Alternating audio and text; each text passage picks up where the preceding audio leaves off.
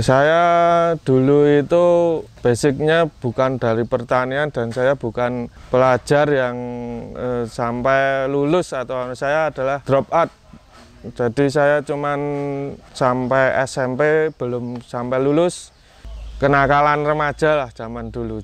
Dan 2022 saya memulai membuat greenhouse untuk memberanikan menjadi petani greenhouse melon ini.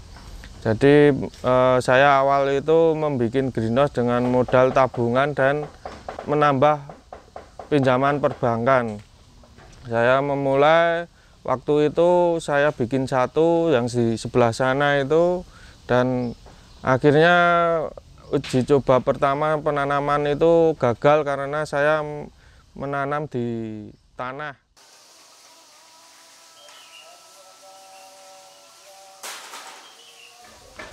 Assalamualaikum warahmatullahi wabarakatuh. Perkenalkan, nama saya Ibnu Megaraditya dan sering dipanggil Ibnu.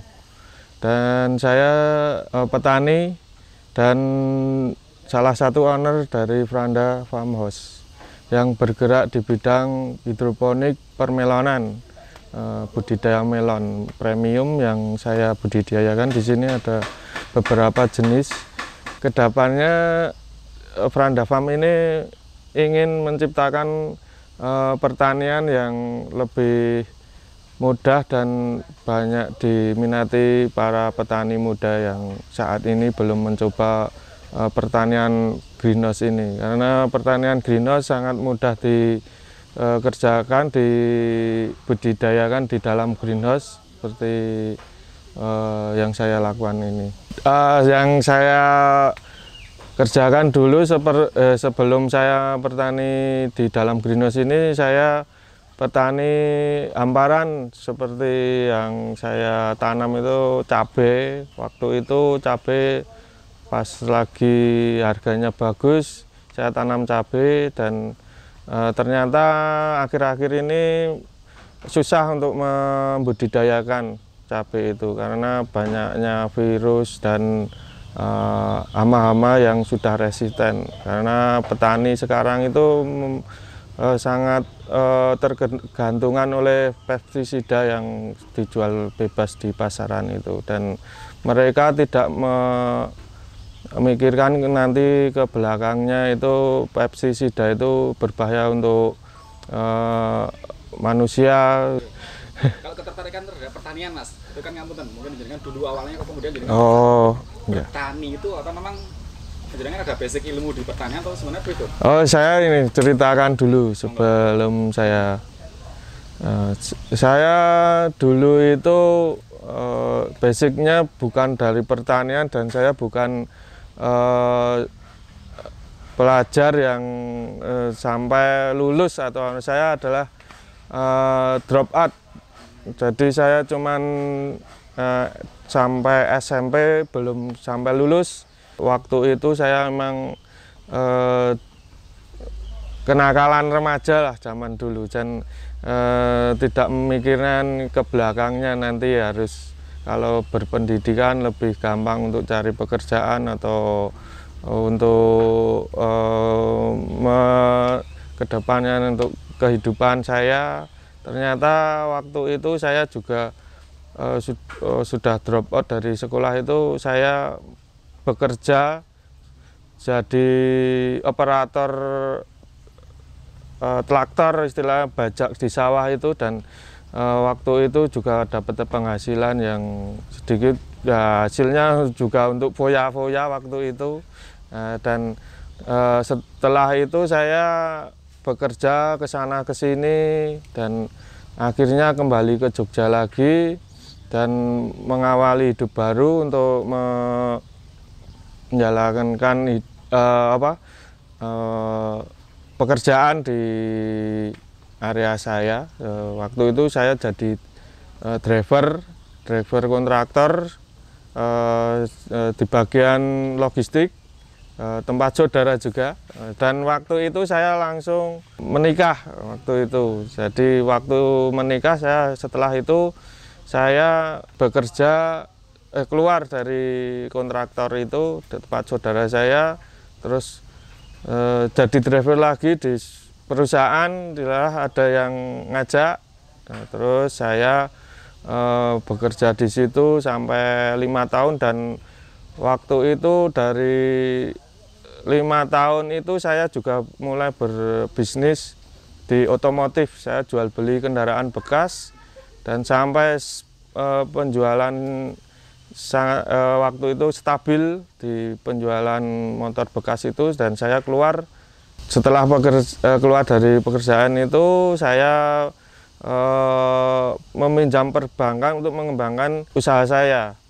Waktu itu saya berkembang menjadi jual beli kendaraan dan mobil waktu itu, dan sampai sekarang masih. Dan tahun 2013 saya bekerja di perusahaan distributor, jadi driver. Dan awal itu saya mencoba untuk jual beli kendaraan sendiri. Waktu itu masih kecil-kecilan, dan semakin lama semakin tambah omsetnya dan tambah penghasilan saya, dan saya masih bekerja di situ sampai 2016 saya memberanikan diri untuk keluar dari perusahaan itu, dan saya memulai fokus untuk jual beli kendaraan.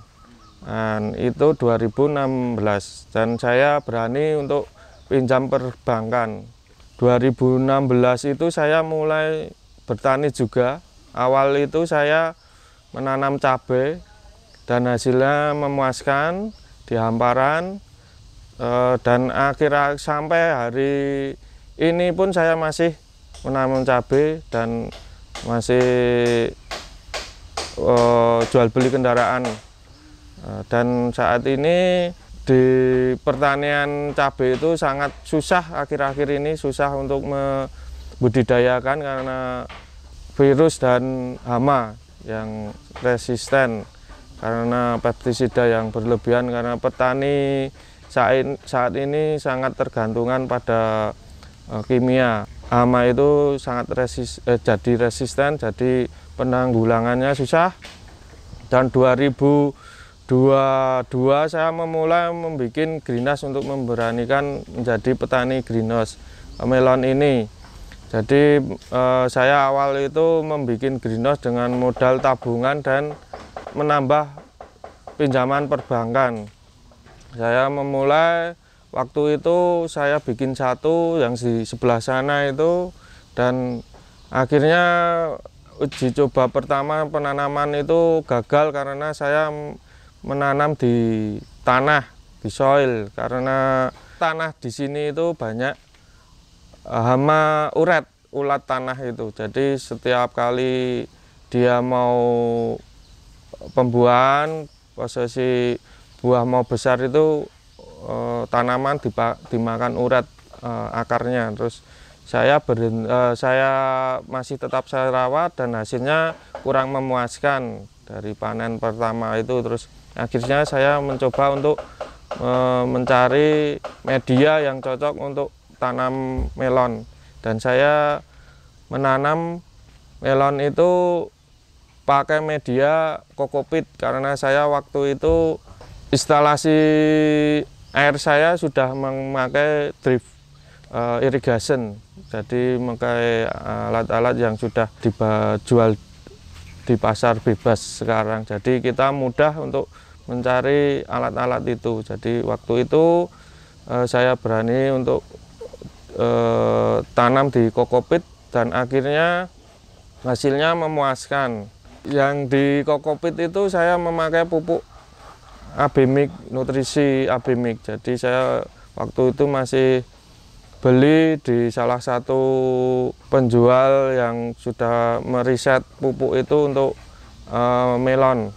Jadi memakai itu, terus akhirnya alhamdulillah hasilnya bagus, panennya bagus. Sampai saat itu panen pertama saya berani untuk mengembangkan lagi greenhouse ini, dan sekarang saat ini yang di sini itu hasil Penanaman pertama kemarin walaupun ada tambahan biaya dan modal dari pribadi saya lagi, dan yang saat ini yang di sini itu NFT, sistemnya NFT atau nutrisi film teknik yang tingkat dengan NFT, dan ya dikenal dengan hidroponik lah, dan nutrisi juga pakai nutrisi Abimik yang sudah dijual di pasaran.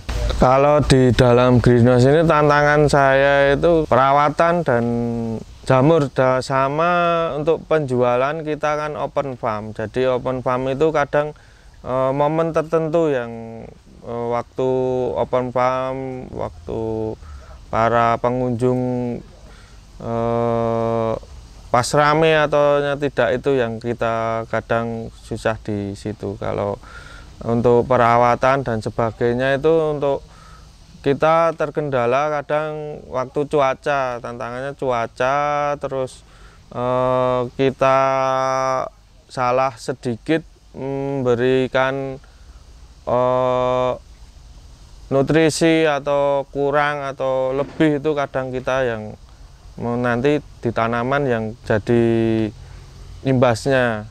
Kalau untuk selama ini sih kita ya susahnya di itu perawatan waktu pembesaran buah. Jadi dari seller atau dari buyer yang meminta buah ini kadang kita udah perawatan, kadang buah itu tidak masuk grade atau ada cacat dan sebagainya yang kita kadang. Jadi melon premium ini harus benar-benar premium, jadi tidak seperti melon-melon hamparan yang lain. Kita karena kita masuknya pasar modern, jadi kita harus menjaga kualitas kita.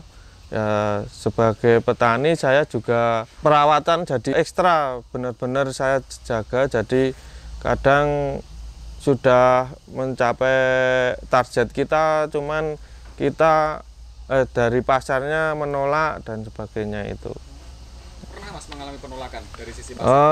Waktu itu ada penolakan pasar yang sudah deal harga dan sudah saya petikkan, ternyata di bentuk dan break juga kadang kita yang itu. Jadi penolakan itu waktu itu pernah di bentuk buah, bentuknya kurang simetris lah dan kurang menjual gitu. Setelah ada cacat-cacat dikit gitu, karena buyer itu dia juga punya kriteria. Ada penolakan, kita juga ada istilah buyer yang lain atau backing untuk, jadi tidak satu buyer saja, karena kalau nanti kita sudah produksi banyak, kita cuman punya buyer satu atau reseller satu, unjuser, kita juga harus istilahnya untuk resiko nanti pedagang itu menolak barang kita punya pedagang lain, jadi kita tawarkan yang lain, sekiranya dia masuk bisa diambil panenan kita. Jadi kita harus punya cadangan untuk pedagang. Ini kalau melon premium itu dia dari yang dinamakan premium itu dari rasa, kemanisan, dan bibit ini tidak seperti bibit yang dijual di pasar bebas atau di toko pertanian. Jadi bibit ini emang impor dari Belanda dan dari Jepang. Dan ini yang dinamakan premium itu dari rasa, dan rasa buah itu yang juicy dan crunchy. Kadang kalau yang dikatakan premium itu dari brick, Mas. Jadi brick itu harus mencapai 13 up bricknya, itu sudah dikatakan premium. Dan perawatannya juga melon ini tidak menggunakan bahan-bahan yang istilah bahan kimia yang sangat berbahaya di tubuh manusia. Jadi perawatannya emang kita khusus, tidak seperti melon-melon yang dijual di pasar tradisional itu. Jadi yang dikatakan premium emang dari tingkat kemanisan dan rasa melon itu punya ciri khas sendiri-sendiri. Terus dari perawatan melon itu minim pestisida sama bahan-bahan yang berbahaya. Kalau melon premium itu stabil harganya di angka di atas 20.000 per kilonya. Jadi setiap satu pohon melon seperti ini menghasilkan buah 1,5 kilo. Jadi targetnya harus 1,5 kilo up lah. Ya sebenarnya keuntungan kalau lebih besar itu malah diuntungkan di petaninya. Cuman kadang pasarnya yang menolak. Jadi melon-melon tertentu yang di atas 2 kilo itu. Kalau untuk intanon, sweetnet itu malah di 1 kilo up. Kalau 2 kilo kadang malah di grade, nanti di grade istilah grade B. Kalau yang A itu nanti harganya di atas 20. Kalau sekarang harga 23 biasanya kalau kita setor ke buyer. Kalau di pasaran nanti sampai harga 35 sampai 40 sampai 50 tergantung nanti tokonya itu yang memberi harga. Kalau harga saya lihat di swalayan atau di mall itu harga masih 40 ke atas per kilonya. Mereka bisa menjual dengan harga segitu karena mereka juga resiko untuk nanti istilahnya dia menjual dengan untung 2 kali lipat karena dia juga buah itu rentan busuk, jadi mereka juga harus memikirkan untuk resiko tidak terjual atau jadi dia menjual lebih tinggi dari kita. Kalau satu greenhouse di NFT ini karena kemarin baru 1 kali tanam 2 kali ini. Kalau yang kemarin itu tanamnya baru yang sebelah sini, jadi sebelah sini itu kapasitas 900-an. Kemarin cuma dapat 1,2 ton. Jadi ada kegagalan juga. Soalnya di NFT juga baru saya lakukan ini. Jadi kalau untuk satu kapasitas greenhouse saya ini 13 kali 37. Jadi tanaman kapasitas tanaman 1.500. Jadi saya target untuk pertanaman 1,5 kilo lah. Jadi tinggal mengalihkan nanti dapatnya berapa. Kalau target pasar itu saya sebenarnya inginnya buyer besar atau kita mitra atau penjualan PO. Jadi saya ingin penjualan ini, panenan saya ini nanti terjualnya sekaligus. Jadi tidak seperti open farm. Kalau open farm kan kita nunggu user, kita nunggu para pencinta melon itu datang ke sini petik sendiri, nanti timbang. Nah, itu membutuhkan waktu hampir 2 minggu untuk menghabiskan satu lahan di greenhouse ini. Jadi terlalu lama untuk perputarannya. Jadi saya ingin kepinginnya nanti kedepannya saya jual langsung ke buyer yang langsung tonase, langsung habis sekali panen. Jadi kita perputarannya cepat. Saya untuk mencari buyer yang istilah tonase karena sekarang itu sosial medianya itu kenceng. Kita tinggal posting aja di media itu nanti buyer yang nelpon kita, terus kita harus cari seluk-beluknya buyer itu memang benar-benar bagus atau tidak. Kita juga ada seleksi, jadi tidak hanya kita ada orderan dari buyer itu PO-nya terus nanti kita kasih barang. Nah, pengalaman saya kemarin juga seperti itu, kita susah jual terus dapat buyer, ternyata buyer itu ngambil dengan pembayaran tempo, ternyata mundur-mundur waktu pas jatuh temponya itu. Akhirnya kita dengan cara ancaman, ternyata di situ dia langsung membayar karena sosial media itu sekarang memang benar kencang. Kalau buyer sudah kadang buyer yang sudah besar itu belum tentu dia memang pembayarannya bagus itu. Kadang kita sudah survei memang benar-benar bagus, kadang ya entah kenapa dia itu bisa lewat jatuh tempo atau apa, kadang cuman sekali dua kali dia ngasih pembayaran yang bagus, nanti setelahnya mereka molor-molor istilahnya. Jadi kita juga ada seleksi buyer yang harus kita Kalau lahan ya Mas, ya lahan itu saya di sini sewa lahan kas desa punya kelurahan di tempat saya. Terus untuk sistem sewanya saya per 3 tahun dan sekarang ini baru 1 tahunan.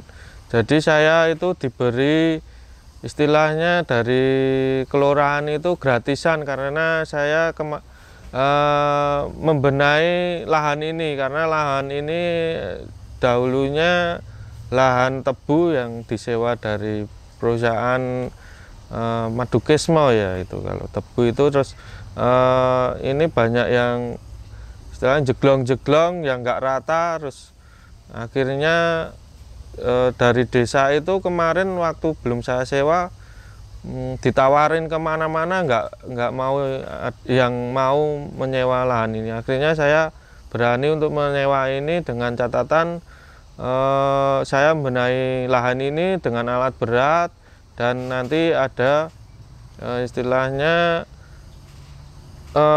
menggratiskan berapa tahun untuk lahan ini. Jadi saya saat ini masih gratis, jadi saya istilah tukeran dengan saya membenahi lahan ini dengan alat berat itu. Saya memilih NFT ini karena dia simple, mudah untuk pasca panen dan untuk perawatannya itu dan pengiritan dari air baku dan nutrisi itu. Jadi di NFT itu pasca panennya, setelah panen kita lebih cepat untuk istilahnya kita merombak atau pasca panen itu kita butuh 1 minggu aja kita pembersihan lahan itu. Jadi simple dan irit nutrisi. Itu karena di NFT itu cuman kita cuman ngejok air sama nutrisi. Kalau di drift itu boros di air baku sama nutrisi. Kalau NFT ini memang resikonya lebih tinggi dari rawan virus jamur, jamur akar, busuk batang itu lebih resikonya lebih tinggi. Cuman selama ini masih aman sih, soalnya saya NFT ini tertarik dengan NFT ini, dia lebih simpel dalam pengerjaan pasca panen dan nanti waktu mau penanaman juga kita lebih mudah dibanding di drip irrigation atau di polybag itu. Dan segi biaya lebih murah di awal tanam dan setelah tanam. Dan kedepannya di Franda Farm ini akan kepengen jadi tempat agrowisata, tempat yang menyajikan buah-buahan, dan di sini sudah ada buah melon dan di sebelah ada kelengkeng juga. Dan pengembangan ke depan di sini saya ingin pengunjung itu ke sini bisa petik melon dan melihat suasana persawahan. Dan saya juga di sini menyediakan gerobak sapi, istilahnya gerobak sapi untuk para pengunjung untuk memesan, atau sebelum datang ke sini harus pesan pengen naik gerobak sapi, nanti bisa saya sediakan dan untuk jalan ke lingkungan sekitar sini. Dan untuk ke depan saya ada penambahan greenhouse lagi untuk memenuhi pasar, yang biar untuk mencukupi lah istilah. Saat ini saat pemanenan saya baru bisa 1 bulan sekali, itu pun tidak kontinu, dan saya ingin menambahkan greenhouse lagi karena untuk mencapai target saya untuk 1 minggu bisa mempunyai panenan. Kedepannya untuk pengembangan greenhouse ini. Ya, kalau nanti ada buyer, ada seller atau user atau mau berkunjung ke sini, bisa hubungi saya di nomor WhatsApp 085 727 478 868. Nanti untuk pengunjung bisa langsung chat ke saya, nomor pribadi saya. Dan sama untuk bayar, monggo kalau mau bekerja sama saya, bermitra, nanti PO atau sistemnya gimana, yang penting itu istilahnya amanah lah. Jadi saya membuka semua buyer atau seller untuk istilahnya membeli produk saya. Kalau kualitas nanti saya jamin.